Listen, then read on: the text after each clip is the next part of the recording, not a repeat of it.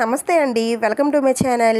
ఈ ఆషాఢ మాసంలో వారాహిదేవి నవరాత్రులు ఎంతో శక్తివంతమైనవండి. ఈ నవరాత్రుల్లో అమ్మవారిని ఒక్కరోజు పూజించినా సరే ఆ అమ్మవారి కటాక్షం అనేది మనకి కలుగుతుంది అని నమ్మకంతో ఒక్కరోజైనా సరే అమ్మవారిని పూజిస్తారు.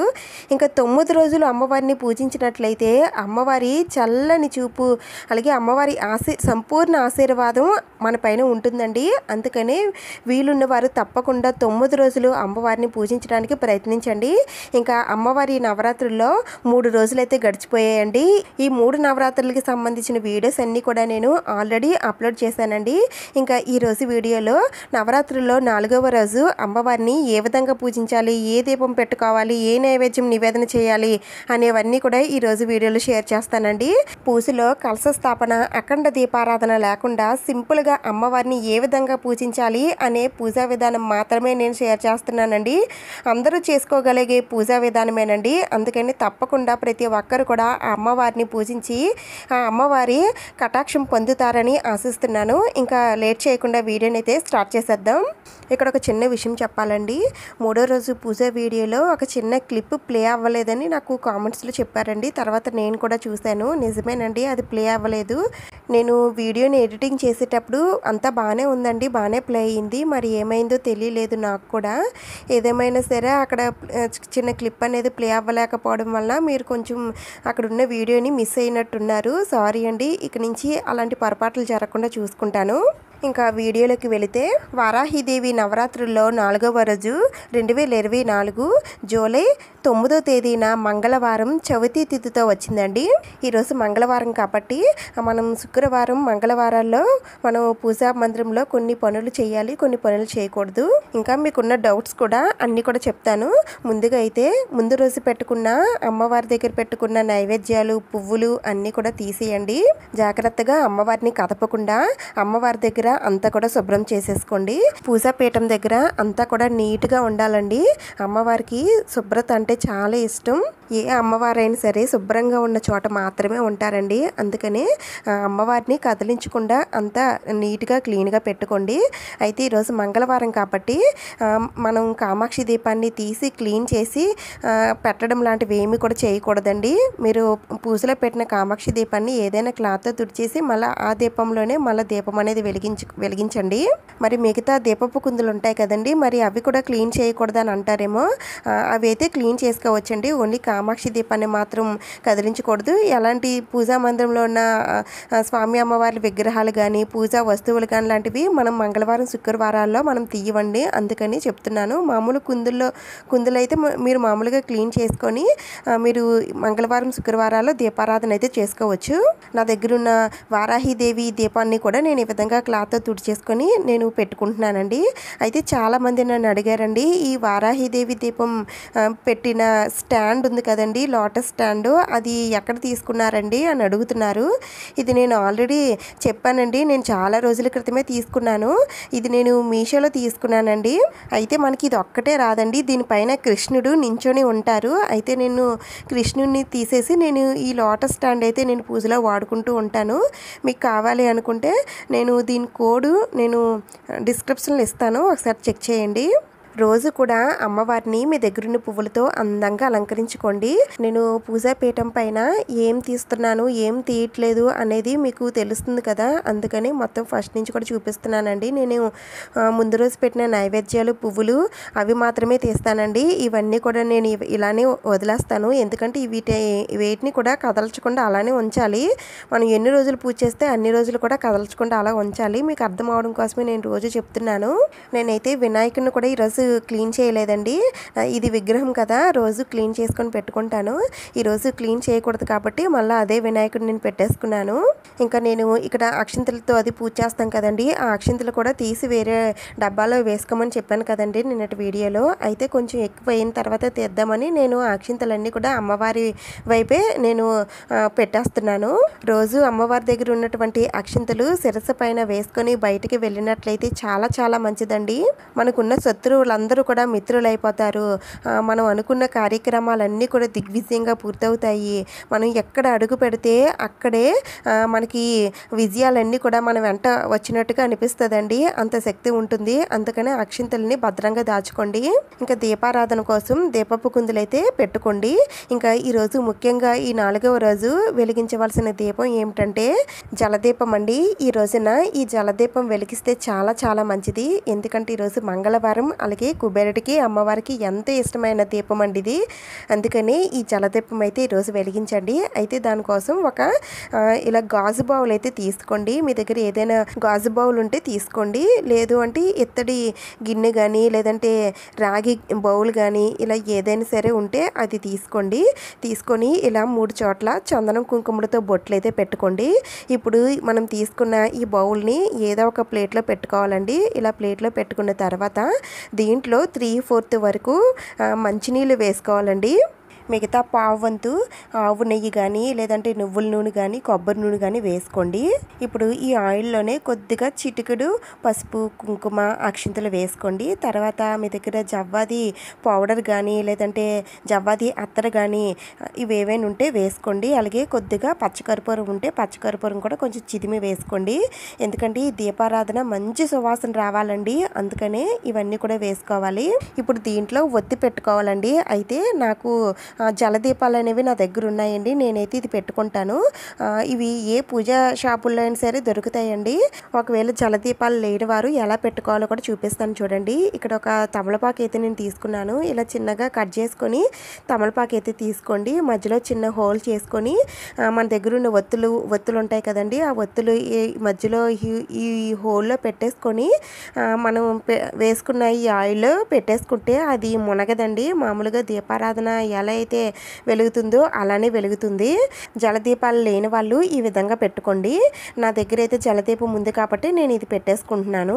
ఆ తర్వాత ఈ దీపాన్ని మీ దగ్గర ఉన్న పువ్వులతో అందంగా అలంకరించేసుకోండి. అంతేనండి. ఈ విధంగా జలదీపాన్ని అయితే పెట్టుకోవాలి. ఈ జలదీపాన్ని వెలిగించడం వలన మనకున్న ఆర్థిక సమస్యలన్నీ కూడా తొలగిపోతాయండి. అలాగే ఇంట్లో ఉన్న దరిద్రాలన్నీ కూడా తొలగిపోతాయి. మానసిక ప్రశాంతత కలుగుతుంది. ఇంట్లో ప్రశాంతంగా ఉంటారండి. అందుకని తప్పకుండా ఈ జలదీపాన్ని అయితే వెలిగించండి.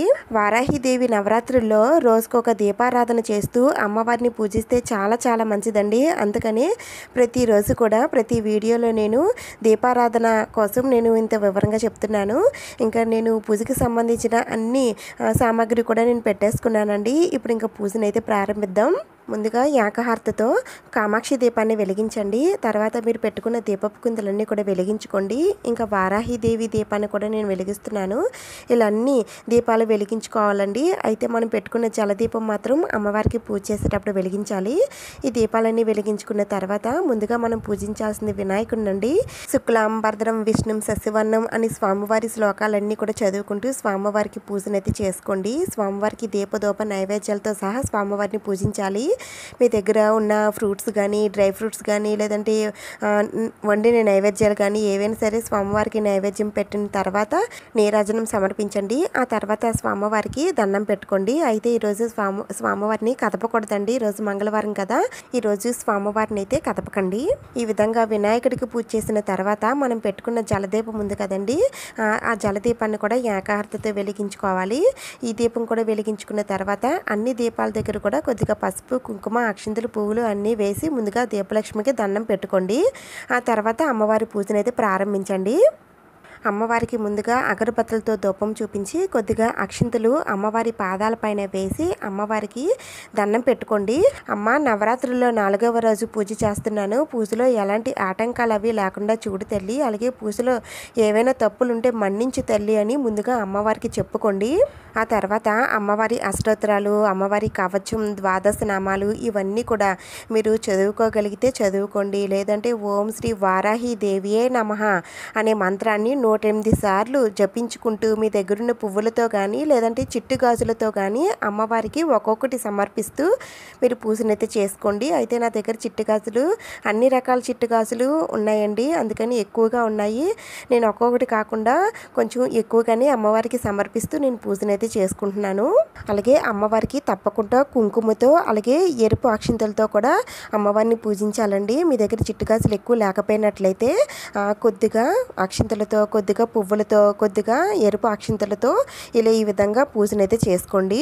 మనం పూజలో ఉంచినటువంటి నిమ్మకాయని రోజు మార్చాలని అడుగుతున్నారండి. మార్చకూడదండి. మనం ఎన్ని రోజులు పూజ చేసుకుంటామో అన్ని రోజులు నిమ్మకాయ అయితే అలానే అమ్మవారి దగ్గర ఉంచండి. అందుకనే కొద్దిగా గ్రీన్ కలర్లో ఉన్న నిమ్మకాయని అమ్మవారి దగ్గర పెట్టుకుంటే ఎక్కువ రోజులు ఉంటుందండి. అలాగే అమ్మవారికి ఎంత ఇష్టమైన తిథి పంచమి తిథి. అయితే పంచమి తిథి ఏ రోజు వచ్చిందండి, ఈరోజు ఏ దీపం పెట్టుకోవాలని అడుగుతున్నారు. నేను తప్పకుండా వీడియో చేస్తానండి, తప్పకుండా ఆ వీడియో చూసి మీరు తెలుసుకోవచ్చు. ఇంక తర్వాత పూజలో ఉంచినటువంటి అమ్మవారి ఫోటోకి అలాగే విగ్రహానికి రోజు కుంకుమతో బొట్టు పెట్టాలని అడుగుతున్నారండి. మీరు కుంకుమతో రోజు బొట్టు పెట్టాలనుకుంటే పెట్టొచ్చండి, కానీ అక్కడ ఉన్న అమ్మవారికి ఉన్న బొట్టుని చెరిపేసి మళ్ళీ పెట్టడం లాంటివి ఏమి కూడా చేయకండి. ఆ బొట్టు మీదే రోజు బొట్టు పెట్టాలనుకుంటే పెట్టొచ్చు. ఇంకా అమ్మవారి దగ్గర ఉంచినటువంటి పసుపు కుంకుమల్ని రోజు మార్చాలని అడుగుతున్నారండి. రోజు మార్చకూడదండి. మీరు ఎన్ని రోజులు పూజ చేస్తే అన్ని రోజులు పసుపు కుంకుమలు అలానే ఉంచండి. పూజ అయిన తర్వాత ఈ పసుపు కుంకుమల్ని మీరు పూజా మందిరంలో పెట్టేసుకోవచ్చు. అమ్మవారి ఫోటో విగ్రహంతో పాటుగా అమ్మవారు ఉంచినటువంటి పీఠాన్ని కూడా కదపకూడదండి. కొంతమంది అడుగుతున్నారు పీఠం కదలొచ్చా అని. పీఠం కూడా కదలకూడదండి. కదిలితే అమ్మవారు అక్కడి నుంచి వెళ్ళిపోతారు, అందుకనే కదిలించకూడదని అంటారు. ఒకవేళ అలా కదిలినట్లయితే నెక్స్ట్ డే మళ్ళీ అమ్మవారికి ఆహ్వానం పలికి పూజనైతే చేసుకోండి. నేను ఇక్కడ అమ్మవారికి నైవేద్యం నివేదన చేస్తున్నానండి. ఈరోజు అమ్మవారికి ఎంత ఇష్టమైన దానిమ్మ పళ్ళుని నేను సమర్పిస్తున్నాను. అమ్మవారికి పానకంతో పాటుగా ఈ దానిమ్మ పళ్ళు కూడా చాలా ఇష్టం అండి. ఇంకా మీకు వీలుంటే అమ్మవారికి ఈ దానిమ్మ గింజలు ఒలిచి పెట్టండి. వీటితో పాటుగా ఇంకా ఏవైనా నైవేద్యాలు తయారు చేసి పెట్టాలనుకుంటే అవి కూడా పెట్టచ్చండి. ఇక్కడ నేను అమ్మవారికి తాంబూలాన్ని సమర్పిస్తున్నాను. ఆ తర్వాత అమ్మవారికి ధూపం వేయండి. ఈరోజు మంగళవారం కాబట్టి అమ్మవారు ఇంకా ఎక్కువ ధూపాన్ని అయితే కోరుకుంటారండి, అందుకని ఎక్కువగా ధూపం అయితే వేయండి. అసలు మనం పూజ చేసినంతసేపు కూడా అమ్మవారికి అలా ధూపం వేస్తూనే ఉండాలి. ఇంకా మీ దగ్గర బొగ్గులు అవి ఉంటే వాటిని అగ్గిలో కాల్చి నిప్పులా తయారు చేసి ఇప్పుడు దీనిపైన అమ్మవారికి ఇష్టమైన గుగ్గులంతో ధూపం వేస్తారు. అమ్మవారు చాలా సంతోషిస్తారండి. గుగ్గులు ఇంట్లో వేస్తే ఆ సువాసనకి ఇంట్లో ఉన్న ఏ నెగిటివ్ ఎనర్జీ అయినా సరే బయటికి వెళ్ళాల్సిందే. అలా మీరు వేయాలనుకుంటే గుగ్గులం తెచ్చుకొని ఆ పౌడర్ వేస్తూ మీరు ఇల్లంతా అలాగే అమ్మవారికి కూడా ధూపం ఇవ్వండి. ఆ తర్వాత అమ్మవారికి ఈరోజు కొబ్బరికాయ కొట్టాలనుకుంటే కొబ్బరికాయ నివేదన చేయండి. అయితే ఈరోజు నేను కొబ్బరికాయ కొట్టలేదండి. ఇంకా అమ్మవారికి నీరాజనం కూడా సమర్పించిన తర్వాత కొద్దిగా అక్షింతలు అమ్మవారి పాదాల దగ్గర వేసి అమ్మవారికి దండం పెట్టుకోండి. పూజ చేసిన కుంకుమ తీసుకొని నుదుటిని పెట్టుకోండి. అలాగే అక్షింతలు శిరస్సున వేసుకోండి. పూజ చేసిన తర్వాత కొద్దిసేపు పక్క నుండి ఆ తర్వాత మళ్ళా పూజా మందిరంలోకి వచ్చి అమ్మవారి దగ్గర పెట్టిన నైవేద్యాలు కానీ పానకం కానీ ఏదైనా సరే తీసి మీరు తినొచ్చండి. ఇంట్లో వాళ్ళకి కూడా పెట్టొచ్చు. అయితే ప్రసాదాలు వెంటనే తీయొచ్చా, నెక్స్ట్ డే తీయాలని అడుగుతున్నారు. వెంటనే తీయొచ్చండి. ఇంకా ఈ జలదీపం కొండెక్కిన తర్వాత ఈ జలదీపాన్ని ఏం చేయాలనంటే ఇందులో వాటర్ మాత్రమే మిగులుతుందండి. ఆయిల్ అంతా కూడా అయిపోతుంది. ఈ వాటర్ని ఏదైనా చెట్ల మొదట్లో వేసేయండి. ఈ బౌల్ క్లీన్ చేసుకొని పెట్టుకుంటే తర్వాత పూజలో కానీ దేనికైనా సరే ఉపయోగపడుతుంది. ఈ విధంగా వారాహిదేవి నవరాత్రుల్లో 4వ రోజున అమ్మవారికి పూజనైతే చేసుకోవాలండి. మీరు ఎలా పూజ చేసుకుంటున్నారు, ఎన్ని రోజులు పూజ చేసుకుంటున్నారు అనేవన్నీ కూడా నాతో కామెంట్ సెక్షన్లో షేర్ చేసుకోండి. ఇంకా మీకు ఏమైనా డౌట్స్ ఉంటే నేను కామెంట్స్లో అడగండి. నేను నెక్స్ట్ వీడియోలో వాటి కోసం నేను చెప్తాను. ఈ వీడియో మీకు యూస్ అయింది, నచ్చింది అని అనిపిస్తే ప్లీజ్ తప్పకుండా లైక్ చేయండి, షేర్ చేయండి, సబ్స్క్రైబ్ చేసుకోండి. ఇంకొక మంచి వీడియోతో మళ్ళీ కలుద్దాం. Thank you for watching.